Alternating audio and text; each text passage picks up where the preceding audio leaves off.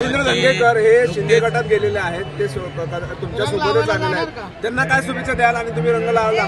मुळात काय महायुतीमध्ये 3 पक्ष आहेत, परंतु प्रत्येक पक्षाची ध्येय धोरणं ही वेगळी आहेत.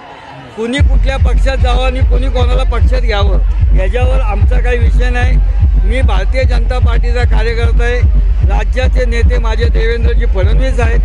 जे मला सांगतील त्या संघटना याला मी मानणारा कार्यकर्ता आहे. गेली 40 वर्ष एकाच संघटनेत काम करणारा मी कार्यकर्ता आहे. पक्ष दिलीची जबाबदारी आणि आज मला त्यांनी या कसबा मतदारसंघाची उमेदवारी 2दा दिली. जनतेने मला निवडून दिलं.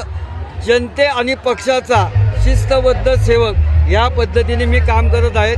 कुणी कुठं जावं कुणी कुठं यावं या विषयात महायुतीत काय करावं हे ठरवायला माझे पक्षाचं नेतृत्व सक्षम आहे. तुम्ही सोबतच एका महायुतीमध्ये एकाच पक्षात एकाच मतदारसंघामध्ये एकत्र काम करणार का तुम्ही? नाही, मुळात एका पक्षात नाहीये. महायुतीमध्ये एका पक्षात नाही, महायुतीचे तेच मी म्हणतो. महायुतीची जी काही ध्येय धोरणं आहेत ते माझे नेते ठरवतील. तो काय माझा हक्क अधिकार नाहीये. पक्ष जे सांगेल त्या पद्धतीने मी काम करेन. धंगेकर जे मुख्यमंत्री फडणवीसांवर टीका करत होते, आज तेच महायुतीत येत आहेत. ते स्वतः महायुतीचा धर्म पाळतील असं वाटतं का? आणि सोबतच कसबा विधानसभामधले भाजपचे पदाधिकारी आणि काही कार्यकर्ते सुद्धा नाराज असल्याची चर्चा होती का? नाही, मी आता तेच सांगितलं. मी माझ्या पुरतं म्हणून सांगतो. कसबा मतदारसंघाचा मी आमदार आहे.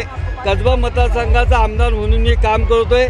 माझ्या पक्षाचा मी कार्यकर्ता आहे. माझ्या पक्षाचे नेते देवेंद्रजी फडणवीस साहेब आहेत.